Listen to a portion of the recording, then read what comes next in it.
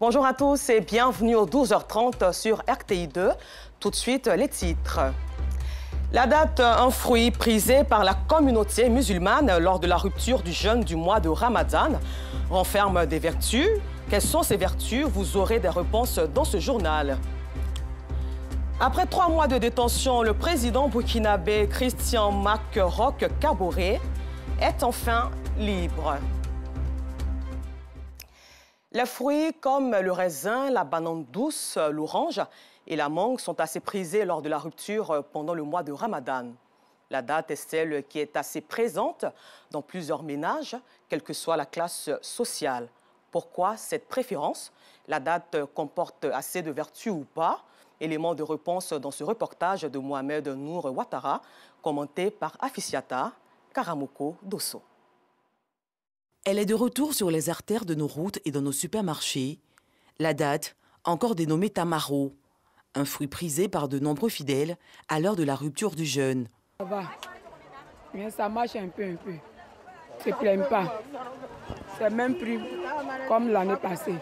Moi, j'utilise les dates pour la rupture parce qu'il est conseillé pour la rupture de carême. Le prophète, avant de rompre le jeûne, il a toujours rompu le jeûne avec les dates. On est venu trouver là, et surtout en islam, on est né trouver la famille en temps de rompre le jeûne avec ça. Nous qui sommes aussi les enfants, nous avons grandi avec ça aussi. Donc on continue la tradition en fait. D'où vient cette tradition qui perdure depuis des milliers d'années? Oumar Diallo. C'est une tradition prophétique. Lorsque vous êtes en jeûne et que il est l'heure de rompre le jeûne, avec une date, qu'il y a la baraka là-dedans. Et donc, vous savez, quand le prophète il parle sous inspiration divine, bien sûr.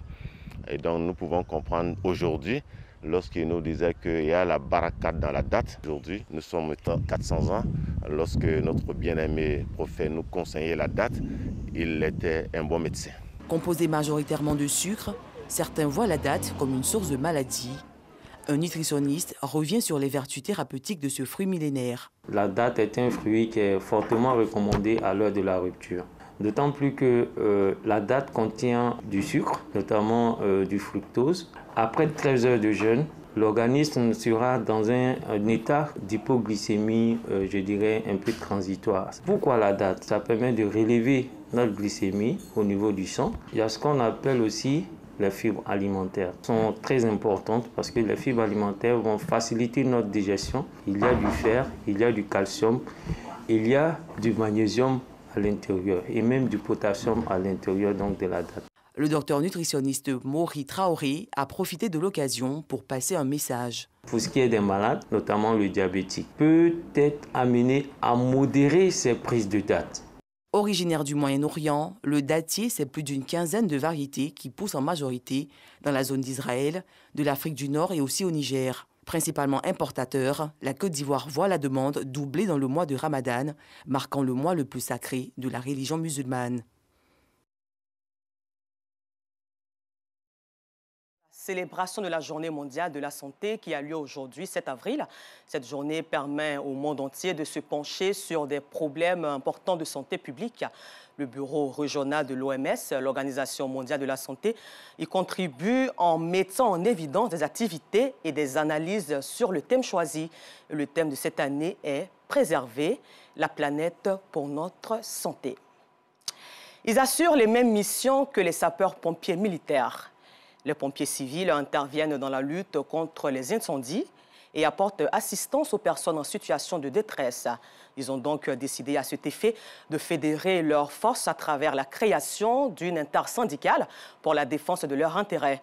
La fusion de 3 organisations syndicales, le premier congrès de la dite intersyndicale s'est tenu tout récemment à l'université Félix Houphouët-Boigny de Cocody, nous dit Noussangaré. Intervenir dans la lutte contre les incendies, venir au secours des accidentés de la route et apporter assistance aux personnes en situation de détresse, les pompiers civils assurent les mêmes missions que les sapeurs-pompiers militaires sur le terrain. Pour la défense de leurs intérêts, ils ont décidé de fédérer leurs forces à travers la création d'une intersyndicale en vue d'une meilleure condition de vie et de travail. Réunis en congrès électif, Les sapeurs-pompiers civils ont porté les choix sur le lieutenant Baba Claude. Il devient ainsi le premier secrétaire général de cette intersyndicale. Parrain de ce premier congrès, l'honorable Ablaye Ben Meïté a exhorté les sapeurs-pompiers civils à l'union tout en les invitant à garder leur indépendance vis-à-vis des hommes politiques. Chacun est libre d'avoir une conviction politique, une conviction religieuse. Mais nous n'avons pas le droit d'en imposer ou alors de manipuler la masse au bénéfice des intérêts partisans. Ça, il faut l'éviter. Donc j'ai invité les jeunes. Pour avoir un syndicat fort, il faut avoir un syndicat qui soit focus sur l'amélioration des conditions de vie de leurs syndiqués et de leurs membres. C'est ça le syndicalisme.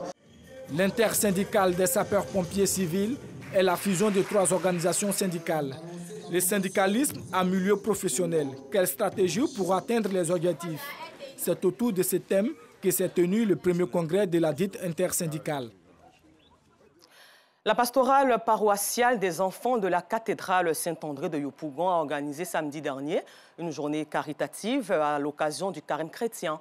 Une journée qui s'inscrit dans l'esprit du partage et de la solidarité au cours de laquelle il a fait des dons en vivres aux nouveau-nés de la maternité de Yopougon, Ouassakara, et aux enfants de l'orphelinat de la maison du potier de Yopougon-Niangon. Un reportage de Colette. C'est à la maternité de Ouassakara, dans la commune de Yopougon, que débute la tournée de la journée caritative de la pastorale paroissiale. L'activité s'ouvre par des dons en vivres et non-vivres aux nourrices. On m'a envoyé ici jeudi pour une césarienne. J'ai accouché, j'ai fait une fille. Vraiment, aujourd'hui, là, les gens sont venus rendre visite pour me donner plein de cadeaux. Vraiment, il a dit merci beaucoup. Le cap est ensuite mis sur l'orphelinat, la maison du potier de Yopougon-Niangon, pour soutenir les pensionnaires de ce centre. Cette étape passée, direction la grande mosquée de Ouassakara, toujours dans la commune de Yopougon. La communauté musulmane a également bénéficié de cette journée caritative. Cet élan de solidarité et de partage a été salué par les responsables de cette mosquée. Il y a des religieux chrétiens qui vont venir dans la mosquée de venir faire des dons à les enfants de quartier de Ouassakara. Effectivement, ce matin, on les a accueillis, ils sont là. Présentement, ils sont en train de donner des dons. Cette délégation des enfants était conduite par leur aumônier, le père Éric Martial Yapobi. Selon lui, cette action sociale s'inscrit dans la dynamique du temps de carême qui voudrait que les chrétiens pratiquent l'aumône. Il nous demande d'être proches par le partage de notre regard sur nos frères, les musulmans, surtout les enfants. C'est par la prière que la journée caritative pastorale paroissiale des enfants de Yopougon-Saint-André a pris fin. Protéger la planète pour notre santé, thème choisi pour la Journée mondiale de la santé, intéresse aussi d'autres personnes. Les effets du changement climatique de l'agriculture est fortement perturbé. Et pour atténuer donc ces effets sur l'agriculture, l'INADES Formation forme des agriculteurs sur l'agroécologie et l'agroforesterie. Les participants à cette session de formation sont invités à pratiquer ces 2 méthodes afin de permettre à l'agriculture d'être résiliente pour une alimentation saine, respectant l'environnement. Un reportage de Changement climatique ces dernières années, hausse et baisse des températures, intensification ou rareté des précipitations, recul et fonte des glaciers, des effets qui perturbent. Nous avons par exemple la sécheresse, le manque de pluie, la pauvreté des sols, la famine. Pour une agriculture plus résiliente, respectueuse de l'environnement, les agriculteurs sont à l'école. Une session de formation initiée par INADES Formation. Discuter des bonnes pratiques agricoles à mettre en place pour développer les territoires sans détruire. Et les thématiques que nous avons développées au cours de ces 2 jours portent sur l'agroforesterie et les changements climatiques. L'agroécologie et l'agroforesterie, 2 pratiques innovantes pour atténuer les effets néfastes du changement climatique sur l'agriculture. L'agroécologie, c'est d'utiliser les ressources naturelles, les engrais naturels, le compost par exemple, pour en lieu et place des pesticides qui ont un impact dangereux sur l'environnement, sur nos sols, sur nos productions. L'agroforesterie, c'est l'association des activités agricoles avec la plantation d'arbres. Les participants trouvent l'agroécologie et l'agroforesterie comme 2 méthodes adaptées pour sauver l'agriculture. Quand on parle de changement climatique, c'est le pire même. Aujourd'hui, nous n'avons pas de date fixe de semis et ça occasionne la baisse de la production. On faisait de l'agroforesterie. Pour nous, c'était une manière de faire de l'agriculture avec des pieds d'anacate dans le champ. Maintenant, avec l'apport des professionnels, on va améliorer en faisant de façon moderne. Ce renforcement de capacité, une adresse formation compte les multiplier les jours à venir. Les participants viennent des régions de Gbeke, du Poro, du Hambol et de la Bagoué.